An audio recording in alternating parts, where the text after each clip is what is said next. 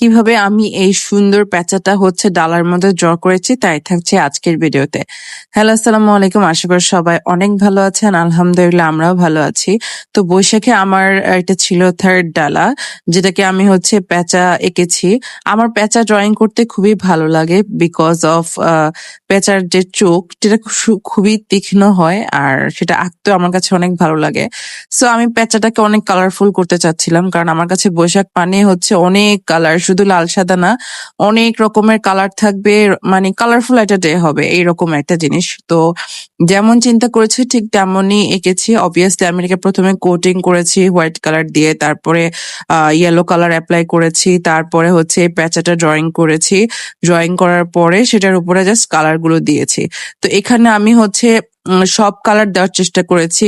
Like আমাদের যত colour আছে, blue, green, red, orange, pink, white, black, মানে যতটা কালারফুল করা যায় সেটার হিসাব করে আমি এই প্যাঁচাটা এঁকেছি। আর প্যাঁচাটা যখন কালারফুল হবে তখন আপনার এটা দেখতেও ভালো লাগবে। সো আমি যেহেতু আর্টিস্ট না, আমি একজন ঘরোয়া, মানে যে মানুষ ড্রয়িং করে সেই রকমই একজন। সো আমার জন্য আমার নিজের হাতে যতটুকু করতে পারি আমি ঠিক ততটুকুই করেছি। আর আমি জানি আমার তুলি ধরাও হয় না, তারপরে ঠিক মতো ড্রয়িং এর সবগুলো ডিটেলসও হয় না, তারপরও যা এঁকেছি তার জন্য আমি অনেক হ্যাপি থাকি, বিকজ এটা আমি নিজের ক্রিয়েটিভিটি দিয়ে করেছি, দ্যাটস ওয়াই। আর আমার কাছে এই প্যাঁচাটা অনেক বেশি ভালো লেগেছে বিকজ আমি এটাকে অনেক মাল্টিপল কালার দিয়ে করেছি। তো তো এটার মধ্যে এই মাল্টিপল কালার দেওয়াতে আরো বেশি ভালো লাগছিল।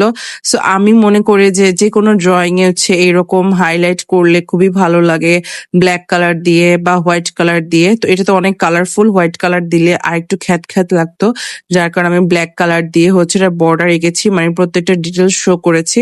অবভিয়াসলি আমি পরে আরো হোয়াইট ইউজ করব বিকজ এটাকে আমাকে আরো হাইলাইট করতে হবে। আমি আরো কিছু ডিটেলস এর জন্য ফোটা ফোটা করে ওর মাথার উপরে জাস্ট কয়েকটা দিলাম, যার কারণে অনেক বেশি সুন্দর লাগছে।